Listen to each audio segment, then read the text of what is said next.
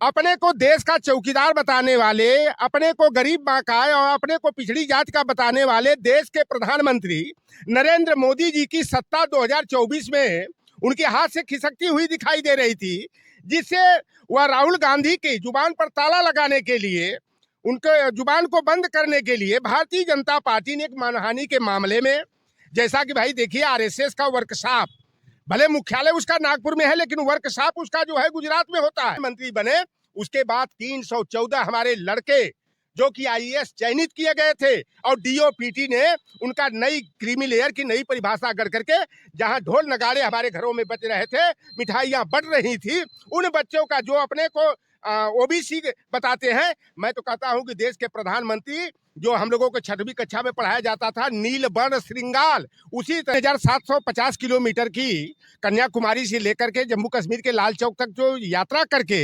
कड़ाके की ठंड में जब लोग 12 बजे दोपहर तक जो है कि घर से बाहर नहीं निकलना चाहते थे, तो उनकी यात्रा जो है 4 बजे 5 बजे शुरू हो जाती थी। तो जो उनकी जननायक की छवि बनी है, उससे भारतीय जनता पार्टी जो है घबराई है और इंटरनेशनल लायर के रूप में क्या ये हिंदू राष्ट्र बना करके फिर जो है कि किसी शंभू की गर्दन काटना और कटवाना चाहते हैं क्या?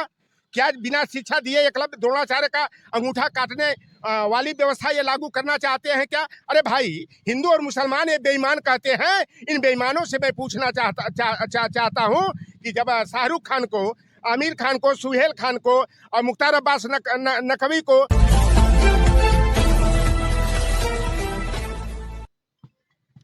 दोस्तों, आप देख रहे हैं भारत दैनिक दर्शन। भारत दैनिक दर्शन से मैं विक्रम सिंह। मेरे साथ जो चेहरा है, इस चेहरे को उत्तर प्रदेश नहीं पूरे देश में पहचान की जरूरत नहीं, आप पहचान रहे होंगे। आप इसमें कांग्रेस में हैं। लौटन राम निषाद जी हमेशा कोई ना कोई विवादों के घेरे में रहते हैं, विवादों में बने रहते हैं। चूंकि आप अम्बेडकरवादी हैं, मैं आपसे ज़्यादा सवाल नहीं करूंगा, लेकिन इस समय एक मुद्दा चल रहा है, राहुल गांधी की सदस्यता खत्म कर दी गई है। इस पे आप क्या कहना चाहेंगे?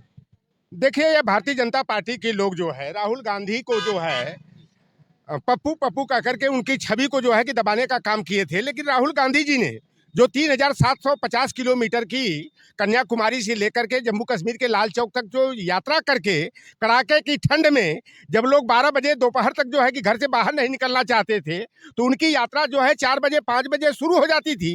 तो जो उनकी जननायक की छवि बनी है, उससे भारतीय जनता पार्टी जो है घबराई है और इंटरनेशनल लायर के रूप में ख्यात, अपने को देश का चौकीदार बताने वाले, अपने को गरीब बाकाए और अपने को पिछड़ी जात का बताने वाले देश के प्रधानमंत्री नरेंद्र मोदी जी की सत्ता 2024 में उनके हाथ से खिसकती हुई दिखाई दे रही थी, जिससे वह राहुल गांधी की जुबान पर ताला लगाने के लिए, उनके जुबान को बंद करने के लिए भारतीय जनता पार्टी ने एक मानहानि के मामले में, जैसा कि भाई देखिए आरएसएस का वर्कशॉप, भले मुख्यालय उसका नागपुर में है लेकिन वर्कशॉप उसका जो है गुजरात में होता है।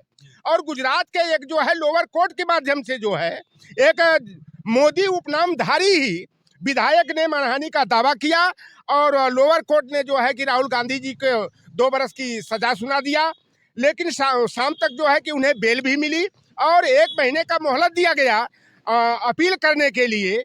लेकिन यह राहुल गांधी की छवि से घबराई हुई भारतीय जनता पार्टी और अमित शाह और मोदी के इशारे पर जो है, जो लोकसभा के अध्यक्ष हैं ओम बिरला जी, त्वरित कार्रवाई करते हुए 12 घंटा के अंदर ही जो है कि राहुल गांधी की संसद की सदस्यता को खत्म कर दिया है, जो पूरी तरह से लोकशाही के विरुद्ध है।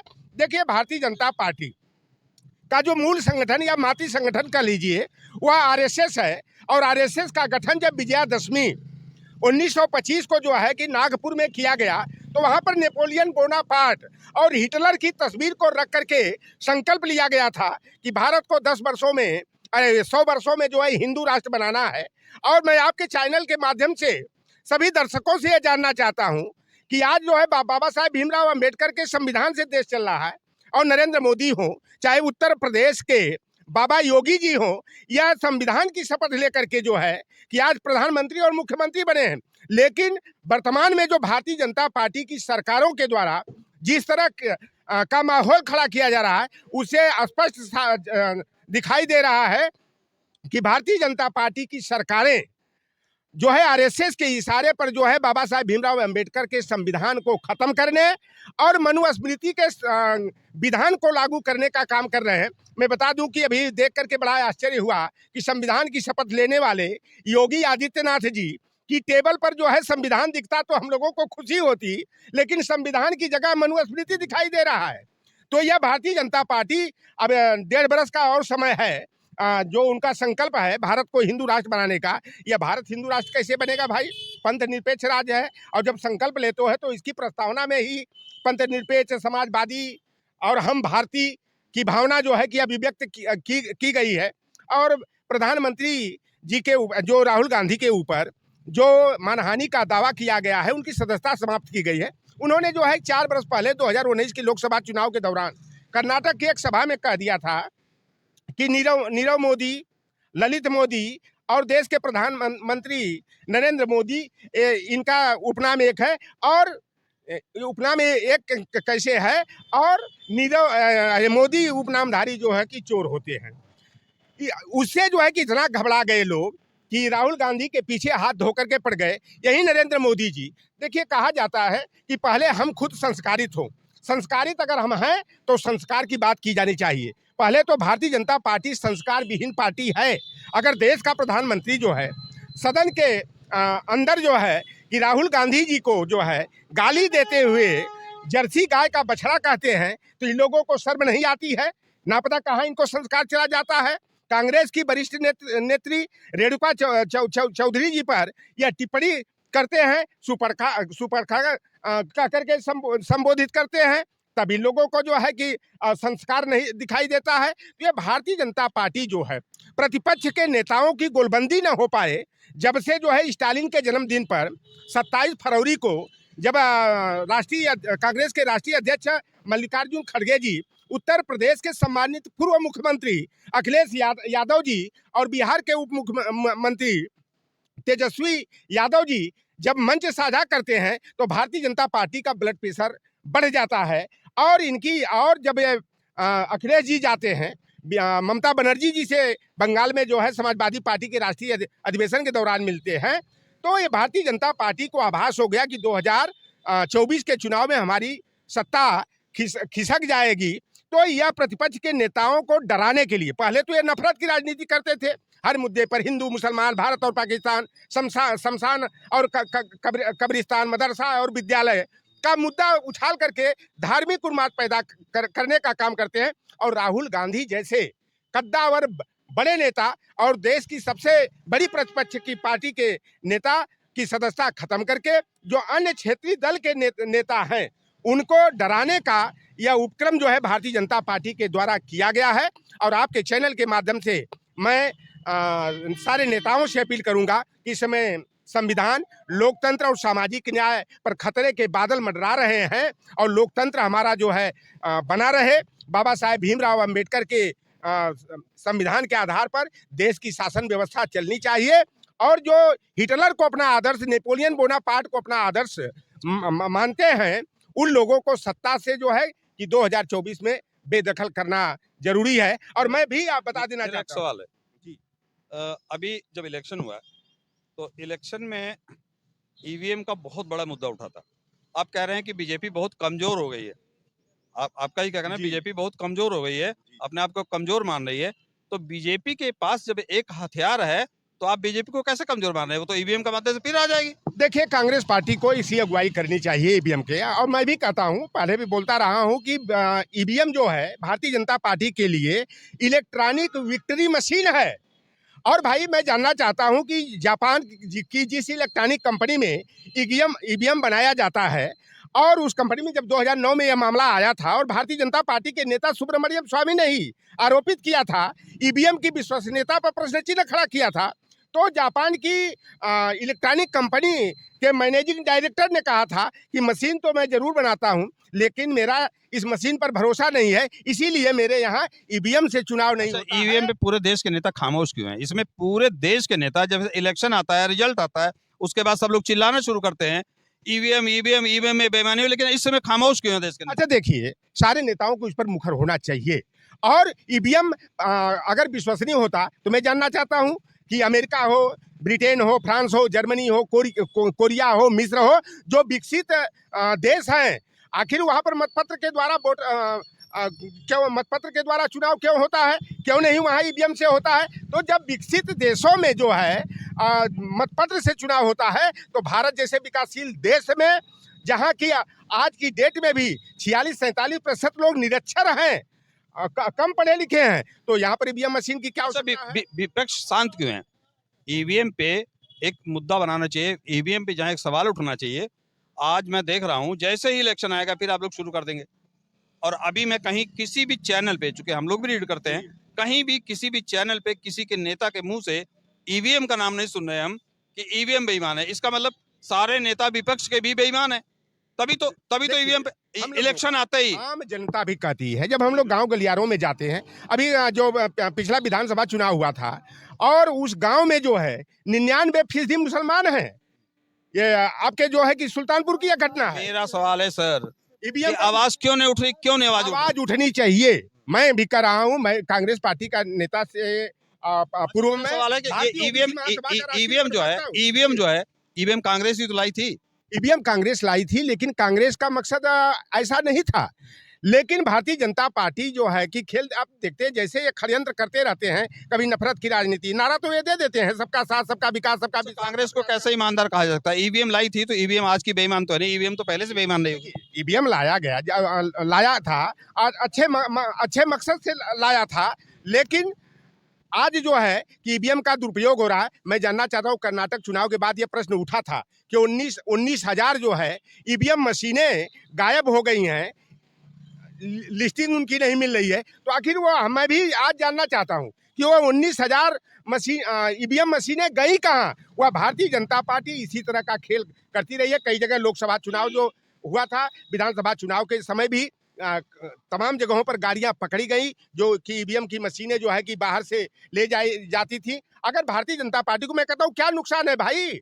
अगर ईवीएम से, अगर यहाँ का जन समुदाय चाहता है कि ईवीएम की बजाय मतपत्र से चुनाव हो, तो ईवीएम से क्यों नहीं कराती है? मुझे तो ये लग रहा है कि देश में विपक्ष बचा नहीं, इसलिए ईवीएम की आवाज जो नहीं उठाई जा रही, देश में विपक्ष बचा नहीं है।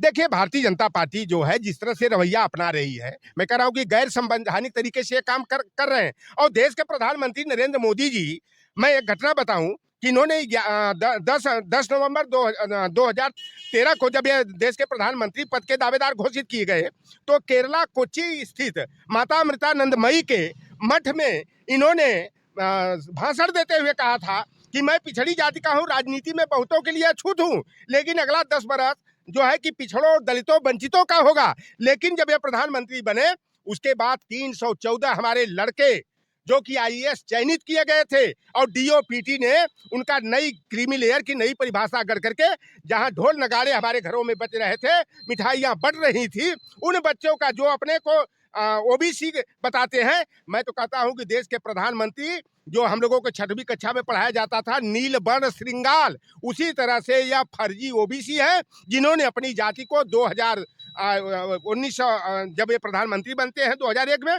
1 मई 2002 को ओबीसी की सूची में मोर घाची को शामिल करते हैं। ये नकली ओबीसी है, नील वर्ण श्रृंगाल के चरित्र के ओबीसी है। हमारे 314 लड़कों की आईएएस की नौकरी चली गई। आज जो 17 बरस 16 बरस आईएएस की नौकरी करने के बाद केंद्र सरकार के मंत्रालयों में, विभागों में जो डायरेक्टर और ज्वाइंट सेक्रेटरी होते हैं, ये सीधे लेटरल एंट्री के माध्यम से आरएसएस के लोगों पर, जो नीति नियंता कह जाते हैं, जो नीति बनाने का काम करते हैं, देश को चलाने के लिए 89 ज्वाइंट सेक्रेटरी, उन पदों पर ये सीधे निजी क्षेत्रों से आरएसएस के लोगों को बैठा करके देश को बर्बाद करने का षड्यंत्र कर रहे हैं। और जिस मामले में राहुल गांधी जी को सजा हुई है, अरे भाई, ये नीरव मोदी जी जो है ना, और चाहे हमारे देश के प्रधानमंत्री, तो बेचारे जो है कि महान सत्यवादी हरिचंद्र हैं, और नीरव मोदी और ललित मोदी तो महात्मा है। ये देश का बोझ हल्का करने के लिए, देश का खजाना लेकर के यह विदेश चले गए हैं, ताकि भारत का बोझ हल्का हो जाए। तो ये भाजपा पर भाई देखिए, ईवीएम पर भरोसा है। हम लोग चाहते हैं कि मतपत्र से चुनाव होना चाहिए, ताकि लोकतंत्र की जो व्यवस्था वो कायम रहे, नहीं तो भारतीय जनता पार्टी हिटलर शाही का शासन कायम करना चाहती है। लोकतंत्र की जगह यह राजतंत्र की व्यवस्था को स्थापित करने का सपना देख रही है। इससे देश के सभी नागरिकों को, जिन्हें बाबा साहेब भीमराव के अंबेडकर के संविधान में विश्वास है, वह लोकतंत्र को बहाल करना चाहते हैं, तो भाजपा को हटाना पहली प्राथमिकता होती है। और जितने गैर भाजपा दल हैं, सारे लोगों को अपना अहम का परित्याग करके एक दूसरे की तरफ हाथ बढ़ा करके एक महागठबंधन बनाने की जरूरत है। अच्छा, हम लोग जीरो ग्राउंड पे रिपोर्ट करते हैं। अब आप लोग यहाँ पे बड़े बड़े भाषण दे रहे हैं, लेकिन जनता तो बड़ी खुश है। मैं देख रहा हूँ उनको 5 किलो राशन मिल रहा है, उनको नीचे 2000 रुपये किसानों को मिल रहे हैं। तो आप लोग बताते हैं, बिना मतलब का विरोध करते हैं मोदी का। मोदी जी हिंदू राष्ट्र बनाने जा रहे हैं, 5 किलो राशन 2000 रुपये, जनता तो नीचे बहुत खुश है। अच्छा, ये मैं जानना चाहता हूँ कि हिंदू राष्ट्र बन जाएगा तो हमें क्या मिलेगा? क्या ये हिंदू राष्ट्र बना करके फिर जो है कि किसी शंभू की गर्दन काटना और कटवाना चाहते हैं क्या? क्या बिना शिक्षा दिए एकलव्य द्रोणाचार्य का अंगूठा काटने वाली व्यवस्था ये लागू करना चाहते हैं क्या? अरे भाई, हिंदू और मुसलमान ये बेईमान कहते हैं। इन बेईमानों से मैं पूछना चाहता हूँ कि जब शाहरुख खान को, आमिर खान को, सुहेल खान को और मुख्तार अब्बास नकवी को और तमाम ऐसे मुसलमानों को जो है, मोहम्मद करीम को जब जीजा दामाद और बहनोई बनाना होता है, तब हिंदू और मुसलमान नहीं दिखाई देता है। या केवल वोट बैंक के लिए जो है हमें हिंदू मुसलमान करते हैं। और सारे कम से कम 40-45 जो है, सुब्रमण्यम स्वामी की बेटी की शादी सुभाषिनी किसके साथ है? तो पता लगा कि हैदर के साथ है। और लाल कृष्ण आडवाणी की भतीजी और बेटी की शादी मुसलमाने से है। एक बड़का पंडित जी हैं इलाहाबाद वाले, और उनकी बिटिया की शादी वो भागलपुर वाले कौन है भैया, क्या नाम है, शहनवाज हुसैन के साथ है। और जो विश्व हिंदू परिषद के अंतरराष्ट्रीय अध्यक्ष थे अशोक सिंघल जी की भतीजी की शादी मुख्तार अब्बास नकवी से है। और भाजपा में सबसे बड़ा पद होता है संगठन महामंत्री का, तो भाजपा के संगठन महामंत्री रामलाल जी की भतीजी की शादी यही ताज होटल में 2 बरस पहले हुई थी मोहम्मद करीम से। और हमारे प्रदेश के मुख्यमंत्री, उप मुख्यमंत्री, भाजपा के बड़े बड़े दिग्गज नेता वहां पर मिठाई खाने गए थे, लड्डू चावने गए थे, तब हिंदू और मुसलमान इन्हें दिखाई नहीं देता है। जैसे ग्राउंड रिपोर्ट की आप बात कर रहे हैं, अब जनता समझ रही है कि यह भारतीय जनता पार्टी सीधे कान न पकड़ करके ये 5 किलो राशन दे करके इस पर काम भी करने की जरूरत है। आपने जो संकेत दिया है, और मैं उसी में विश्वास रखता हूँ कि गाँव-गाँव चौपाल लगा करके ये 5 किलो जो राशन दिया जा रहा है ना, ये मेहुल चोकसी के, अडानी और अंबानी के, चाहे नीरव मोदी, ललित मोदी के बहनियौरे से, फुफौरे से और मौसियौरे से नहीं आ रहा है। यह हमारे देश के मेहनत का वर्ग की, किसानों की मेहनत की कमाई से आ रहा है। और यह कानून किसने बनाया? मैं तो कहता हूं कि राष्ट्रीय खाद्य सुरक्षा अधिनियम कांग्रेस पार्टी ने 2013 में बनाया, और आज उसी कानून बना है तो कानून के आधार पर चलना है। बाबा साहब भीमराव अंबेडकर ने संविधान बनाया, तो किसी भी पार्टी की सरकार हो, संविधान के तहत काम करना होगा।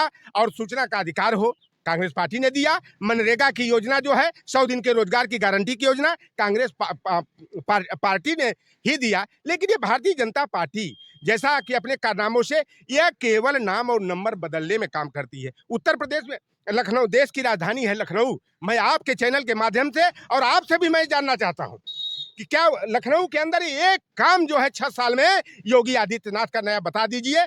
तो अब जो कहिए, चलिए आपके घर में बर्तन मारे। अभी 500 करोड़ आए थे, उन्होंने किया तो ऐलान तो किया। Thanks for watching. भारत दैनिक दर्शन देखने के लिए आपको बहुत बहुत धन्यवाद। इसी तरह से भारत दैनिक दर्शन को देखते रहिए, लाइक करिए, कमेंट करिए, शेयर करिए। अगर भारत दैनिक दर्शन बना रहेगा तो मैं आपकी आवाज़ को आपके कंधे से कंधे मिला के आपको न्याय दिलाता रहूँगा। यह आपका अपना चैनल है, इसको आगे बढ़ाने में हमारा सहयोग करें। धन्यवाद।